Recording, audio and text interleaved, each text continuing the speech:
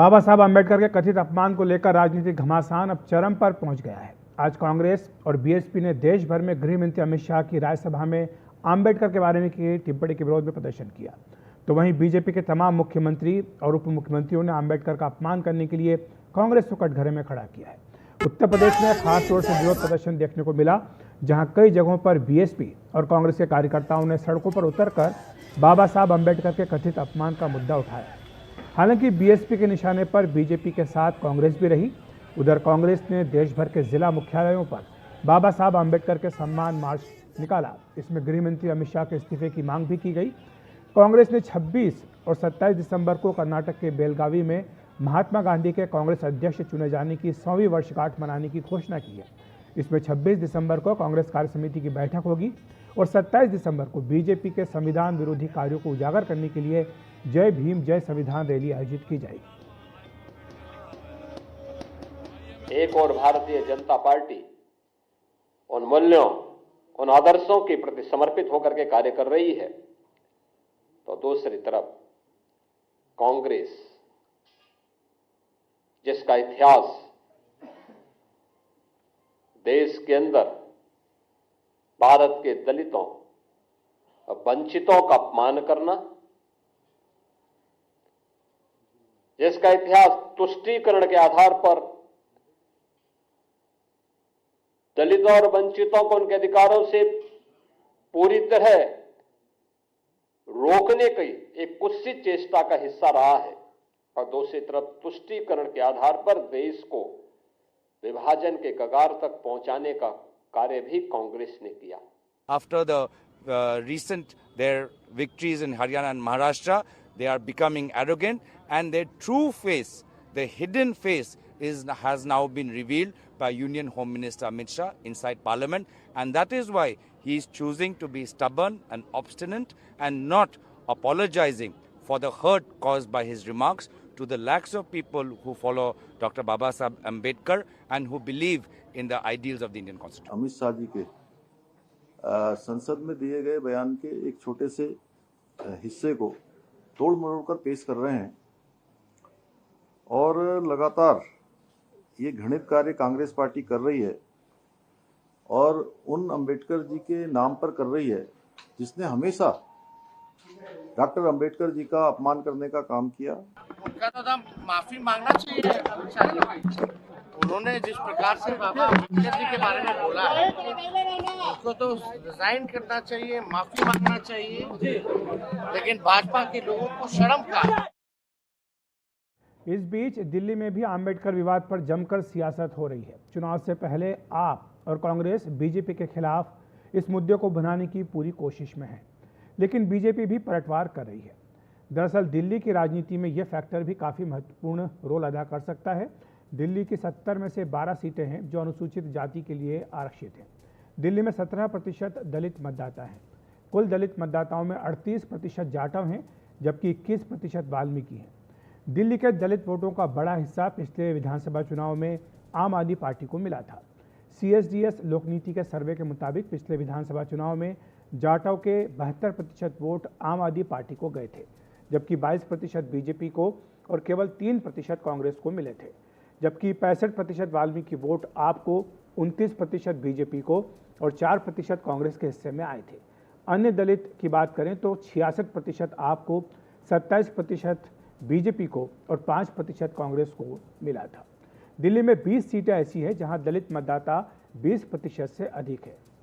इनमें आपको 56% वोटों के साथ 19 सीटों पर जीत मिली थी, जबकि बीजेपी को वोट तो 37% मिले थे, लेकिन जीत केवल एक ही सीट पर मिली थी। इन सीटों पर कांग्रेस को 4 और अन्य को 3% वोट मिले थे। इस बीच अम्बेडकर पर कथित टिप्पणी के अरविंद केजरीवाल के एक एडिटेड वीडियो को सोशल मीडिया पर शेयर करने को लेकर पंजाब पुलिस ने कुछ लोगों के खिलाफ FIR दर्ज कर ली है। 8 सेकंड का एक वीडियो बीजेपी सांसद मनोज तिवारी ने भी एक्स प्लेटफॉर्म पर साझा किया था, जिसका पूर्व उप मुख्यमंत्री मनीष सिसोदिया ने जवाब देकर खंडन किया था। तो अम्बेडकर को लेकर मचे सियासी घमासान से किसको फायदा है, किसको नुकसान है, इस पर चर्चा के लिए हमारे साथ जुड़ रहे हैं बीजेपी के प्रवक्ता तुहिन सिन्हा और साथ ही आम आदमी पार्टी के प्रवक्ता जैस्मिन शाह भी हमारे साथ कुछ देर में जुड़ेंगे, लेकिन तुहिन जी आपसे शुरुआत करूंगा। ये जो पूरा मुद्दा एक हफ्ते से भी ज़्यादा का वक्त हो गया है, लगातार विपक्षी पार्टियां इसे उठा रही है, क्या आकलन है आपका? बीजेपी का कुछ असेसमेंट तो किया होगा, इससे पार्टी का कहीं नुकसान तो नहीं होगा?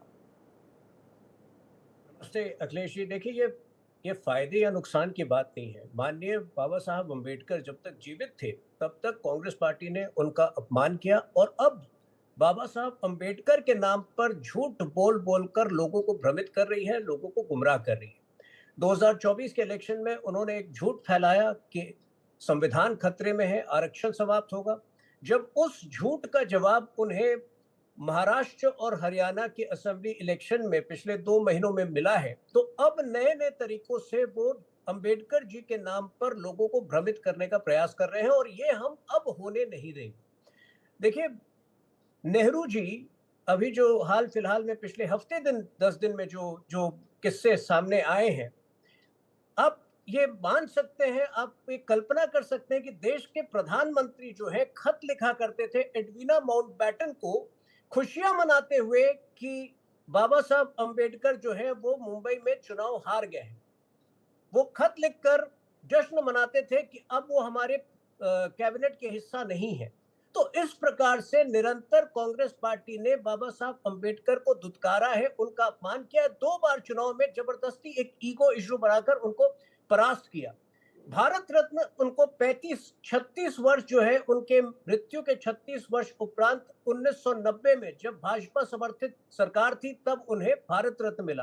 तो मैं तमाम ऐसे इंस्टेंसेस आपको बता सकता हूं, लेकिन वर्तमान में भी जिस प्रकार से अंबेडकर के नाम पर कांग्रेस जो है लोगों को गुमराह कर रही है, भ्रमित कर रही है, मेरे ख्याल से इसका जो है मुंहतोड़ जवाब देने का वक्त आ गया है, और यही हमारे नेतागण कर रहे हैं।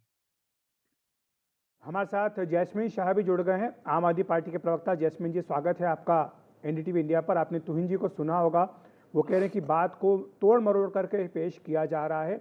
जहां तक अपमान का प्रश्न है बाबा साहब अम्बेडकर का, तो ये तो इतिहास गवाह है कि कांग्रेस पार्टी ने हमेशा अपमान किया, लेकिन आम आदमी पार्टी इसे लेकर इतनी आक्रामक क्यों हो रही है? क्या कारण यही है कि जो वोटों के समीकरण हम तस्वीर पर दिखा रहे हैं, क्या वही कारण इसके चलते आम आदमी पार्टी को लगता है कि एक मुद्दा है जिसको दिल्ली विधानसभा चुनाव में बड़ा मुद्दा बनाया जा सकता है? देखिए, बिल्कुल नहीं। हम सब जानते हैं कि बाबा साहेब अम्बेडकर आधुनिक भारत के भगवान हैं, आधुनिक भारत के निर्माता है। और अगर चुनाव हो ना हो, अगर उनका कोई अपमान करेगा तो हम चुप नहीं रहेंगे, हम जनता की आवाज उठाएंगे। पूरे देश को आहत हुई है जो शब्दों का प्रयोग किया गया। और तुहिन जी कर रहे हैं 40-50 पहले की बातें। चलिए, अगर मान भी लेते हैं कि किसी और पार्टी ने या किसी और ने गलत किया, तो क्या आपको हक ये मिल जाता है कि आज आप अपमानित करो बाबा साहेब को? मैं सीधा सवाल पूछता हूं तुहिन जी को, अगर आपको लगता है कि आपने अपमान नहीं किया आपके नेता ने, तो जो बात अमित शाह जी ने सदन में दोहराई थी, आप इस शो में दोहरा दीजिए। उन्होंने क्या कहा था कि बाबा अम्बेडकर अम्बेडकर कहना एक फैशन हो गया। आप ये बता दीजिए कि अम्बेडकर कहना फैशन हो गया है। नंबर 2, अंबेडकर जी का नाम नहीं लेना चाहिए, भगवान का अगर इतने बार नाम लोगे तो स्वर्ग पहुंच जाओगे। आप ये भी बात दोहरा दीजिए ना, अगर आप अपने नेता के बयान पर अडिग है, अगर आपको लगता है कि जो कहा सही कहा, आज नेशनल एयर पे आप बोल दीजिए कि नहीं, ये शब्द कहे और मैं इनके साथ खड़ा हूं, तो जनता को पता चल जाएगा कि कौन उनकी अपमान की बात कर रहा है और कौन उनके सम्मान की बात कर रहा है। तुहिन जी, देखिए, आप फिर से जो है उन 12 सेकंड्स की बात कर रहे हैं। अगर आप चाहते हैं दोहरा दीजिए ना, अगर गलत नहीं हुआ तो क्या हुआ? 12 सेकंड भी तो 12 सेकंड थे ना। मत बोलिए, आपके बीच में मैंने कहा था क्या? अगर अमित शाह जी का स्पीच जो है अगर आप चाहते हैं कि मैं पढ़ूं, तो फिर मुझे 2 मिनट पहले और 2 मिनट बाद नहीं, कई बार हम लोग क्लिप दिखा चुके, पूरा आप भाषण लोग जो है पूरा 12 भाषण कई सेकंड बार दिखा चुके हैं तुहिन जी। जी, क्या बोल रहे हैं आप? पूरा भाषण अमित शाह जी का कई बार दिखाया जा चुका है, पूरा भाषण, वो केवल 12 सेकंड की क्लिप नहीं। 12 सेकंड की क्लिप जो है आप एडिट कर लाते हैं, और उसको आप संदर्भ में किसी भी चीज को परिप्रेक्ष्य में समझने की कोशिश कीजिए। और जैस्मिन जी, जो बात आप अमित शाह जी के भाषण के साथ कह रहे हैं, वही बात तो अरविंद केजरीवाल जी के भाषण के साथ भी आज हुई है, जिसपे पंजाब पुलिस ने FIR की। उसमें भी तो क्लिप काट करके और जो उसका अर्थ है उसका अनर्थ करके दिखाया जा रहा है, तभी तो एक्शन लेना पड़ा। नहीं, इसका जमीन आसमान का अंतर है, इसमें जमीन आसमान का अंतर है। तुहिन जी, जैस्मिन जी को अपनी बात कर लेने दें। जी जैस्मिन, देखिए, मैं बहुत अखिलेश जी, आप जिस चीज की बात कर रहे हो, तुहिन जी मैं आता हूं आपके पास। जैस्मिन जी, ये जो सवाल मैंने पूछा है, पंजाब पुलिस ने जो आज कार्रवाई की है अरविंद केजरीवाल जी के वीडियो पर, देखिए, उन दोनों में जमीन आसमान का अंतर इसलिए है क्योंकि वहां पे अरविंद केजरीवाल जी कांग्रेस के संविधान की बात कर रहे थे, है ना? वो आपको पता है, पूरी क्लिप आपने देखी है। लेकिन पेश क्या किया जा रहा है कि नहीं, भारत के संविधान की बात कर रहे हैं। तो ये अलग चीज है। या तो तुहिन जी बता दें कि अमित शाह जी वो बाबा साहेब अंबेडकर की नहीं बात कर रहे हैं जिसे आप और हम जानते हैं और पूरा देश जानता है, कोई और बाबा साहेब अंबेडकर हैं गुजरात के जिनकी बात कर रहे थे।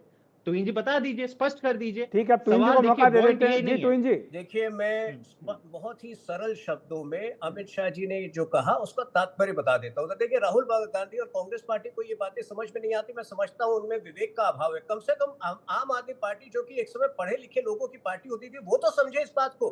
एक ही तात्पर्य था माननीय अमित शाह जी की बातों का कि अगर जितनी बार अंबेडकर जी का नाम कांग्रेस पार्टी अब ले रही है, अगर जीते जी लेती या पहले लेती तो वाकई जो है कांग्रेस पार्टी का भला होता। लेकिन कांग्रेस पार्टी जिस दलदल में आज गिर गई है, कांग्रेस पार्टी मात्र उनका नाम, बाबा साहब अंबेडकर का नाम लेकर जनता को और देश को गुमराह कर रही है, भ्रमित कर रही है। और ये अब जनता में भी एक आक्रोश आ गया है। देखिए, महाराष्ट्र के चुनाव में और हरियाणा के चुनाव में इसी भ्रमित करने के प्रयास पर जो है एक मुंहतोड़ जवाब जनता ने दिया है कांग्रेस पार्टी को। और अगर अब भी कांग्रेस पार्टी नहीं सुधरेगी तो इसी प्रकार का जवाब आपको अनेक राज्यों में मिलेगा।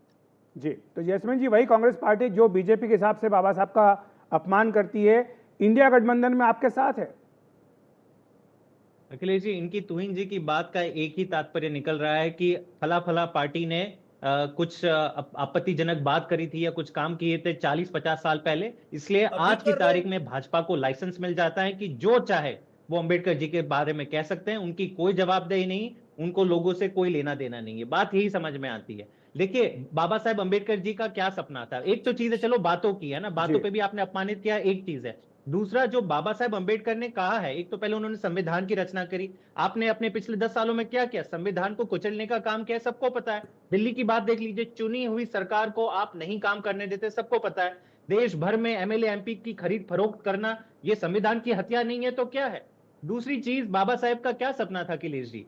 सबसे पहले उनका सबसे आगे जो प्रायोरिटी थी कि देश के हर बच्चे को अच्छी शिक्षा मिले, गरीब हो या अमीर हो। अब इस पे किसने किसने काम किया है पिछले 10 सालों में? आम आदमी की दिल्ली सरकार ने किया है। आज हम कहते हैं कि देश भर में अगर कहीं पे भी सरकारी स्कूलों में सबसे ज्यादा काम हुआ है तो दिल्ली में हुआ है। तुहिन जी बता दीजिए कि आपने कौन से सरकारी स्कूल गुजरात के ठीक किए हैं? चलिए आप और मैं चलते हैं गुजरात के सरकारी स्कूल में और हमारे स्कूल में।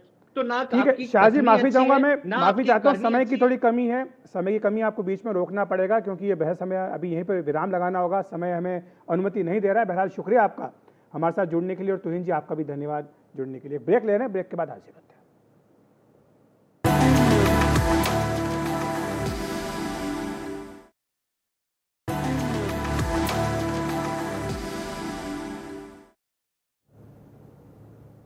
पूर्व प्रधानमंत्री और भारत रत्न अटल बिहारी वाजपेयी की 100वीं जयंती की पूर्व संध्या पर सुशासन विषय पर गुरुग्राम में एक सम्मेलन का आयोजन किया गया। इसमें हरियाणा के मुख्यमंत्री नायब सिंह सैनी, त्रिपुरा के मुख्यमंत्री माणिक साहा, छत्तीसगढ़ के वित्त मंत्री ओपी चौधरी और पूर्व सांसद विनय सहस्त्रबुद्धे ने हिस्सा लिया। इस सम्मेलन में अटल जी से लेकर मोदी सरकार तक की तमाम योजनाओं के क्रियान्वयन और सुशासन के महत्व पर चर्चा की गई। गांव और शहर की दूरी को कम करते हुए और गांव की गलियों को पक्का करते हुए आज लोगों के जीवन के अंदर एक बड़ा बदलाव लाने का काम, ये उस गुड गवर्नेंस का उदाहरण है जो अटल बिहारी वाजपेयी जी ने अपने समय के अंदर उसको बदलने का काम किया था। पहले अटल जी के टाइम में ये जिस तरह पहले उन्होंने उनको देखा, जो अष्टलक्ष्मी को डेवलप करना चाहिए, और यहाँ से माननीय प्रधानमंत्री नरेंद्र मोदी जी जिस तरह हम लोग को पूरा, आप लोग, मुझे मालूम नहीं है आप लोग कितना आदमी, शायद कुछ तो गए होंगे नॉर्थ ईस्ट में, तो वहाँ पर उन्होंने हम लोग को हीरा मॉडल दिया है। सुशासन दिवस जब अटल जी के जन्म जयंती से जुड़ा है और अटल जी का पूरा व्यक्तित्व एक दृष्टि से एक जिंदा दिल व्यक्तित्व था। वो केवल राजनेता नहीं थे, वो एक प्रतिभाशाली कवि थे, पत्रकार भी थे, साहित्यकार भी थे। तो हॉट टॉपिक में आज इतना ही। नमस्कार।